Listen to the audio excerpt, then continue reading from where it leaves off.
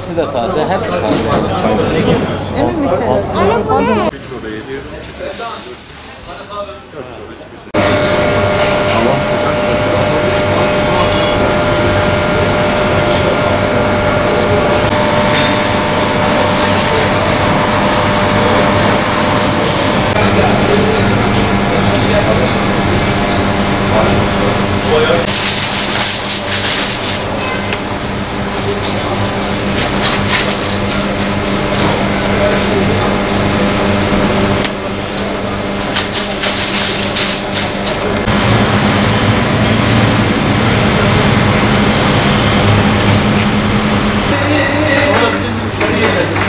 Buradan sunar abi.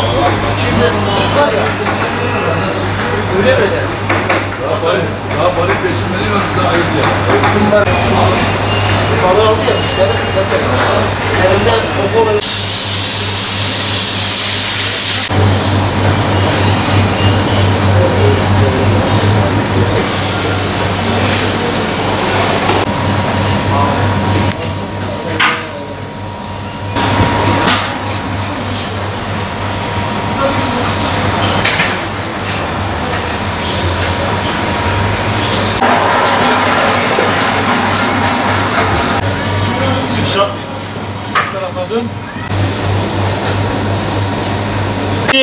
Maşallah, maşallah, maşallah.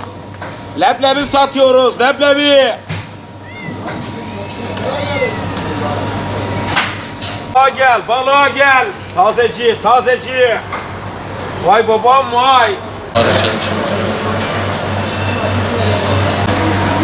Avratla adam geldi da. Ve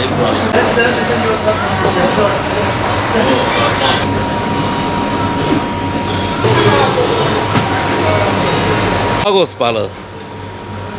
En kaliteli balık. Kalkandan sonra Lagos gelir. Dezgahın kralı budur. Daha günlük yeni yakaladım.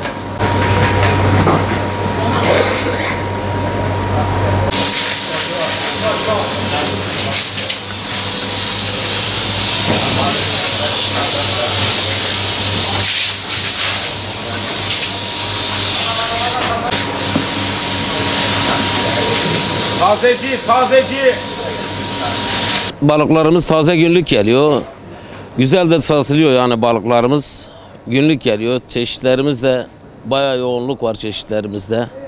Satışımız da güzel. Geçen seneye göre biraz daha iyi. Havalar daha tam soğumadı. Soğusa daha da güzel olur yani bu gidişle. Antep balığı haliyle yöneldi. Satışlar güzel. Fena değil. Tabi havalar sıcakken ayrı, şimdi havalar biraz serinledi, daha iyidir yani. Serinlerse daha iyi olur, balık daha canlı gelir. Mesela hava soğuk olduğu zaman balık isteği daha çok oluyor. Her şey mevsimindedirler ya. Balık da öyle. Havaların soğumasıyla satış daha da artar yani. Çünkü balık sağlıktır, lezzettir, doğaldır, antibiyotiktir ayrıca. Fiyatlar uygun. Geçen seneyle hemen hemen aynı. Yani hamsi olsun, istavrit olsun, yani sardalya olsun.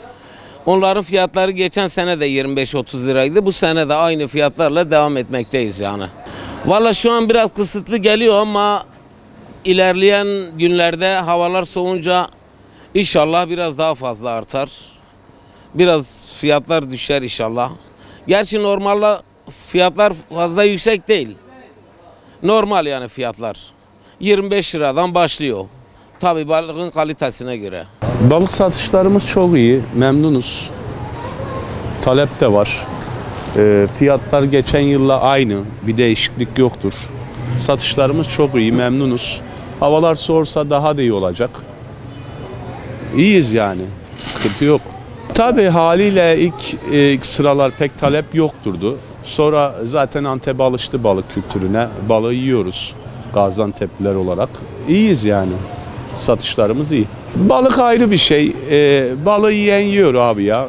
O farklı bir şey yani. Et kültürü gibi değil, eskisi gibi değil Antep. Şu an balığa bayağı bir talep ediyor. Yani şu an çok güzel, satışlar güzel yani. Gaziantep balık yiyor. Her bütçeye göre yani fiyatlar var yani. Satışlar güzel, memnunuz.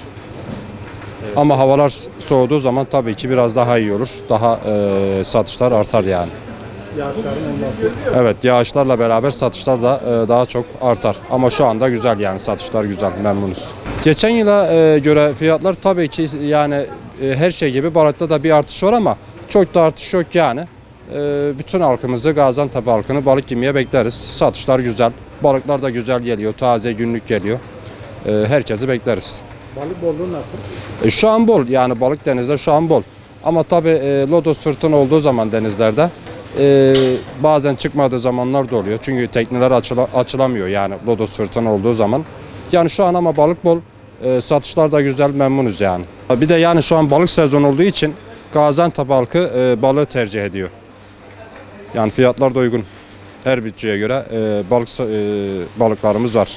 Vallahi bu sene balıklar çok güzel geliyor. Antep halkı balık yemeyi seviyor yani.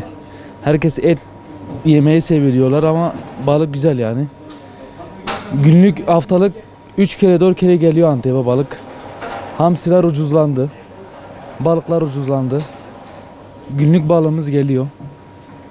Yani halk memnun. Satışlarımız iyi. Çok şükür.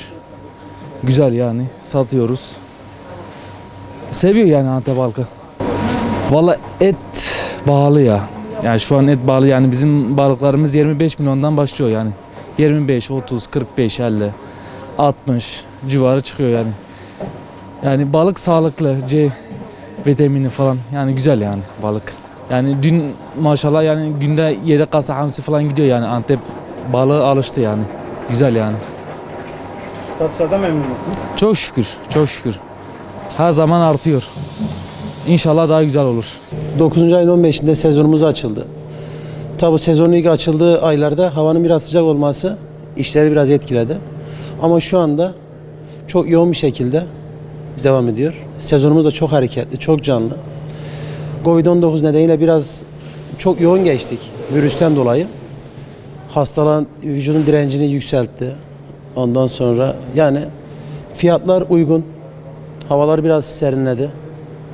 Aşırı derecede bir rağbet var balığa. 2008 yılında geldik balık pazarına. Etçil bir millet, Antep halkı. Ben de dahil olmak üzere. Ama 13 yılda bize çok büyük bir görev düştü. Bu görev başarıyla gerçekleştirdik. Belli bir noktaya geldik.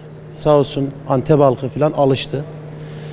Tavuk fiyatlarını hepimiz biliyoruz. Et fiyatlarını biliyoruz. Balık gerçekten uygun. Sezonumuz da çok canlı, çok hareketli. Yetişemiyoruz bazen, hafta sonu özellikle aşırı bir derecede yoğunluk var.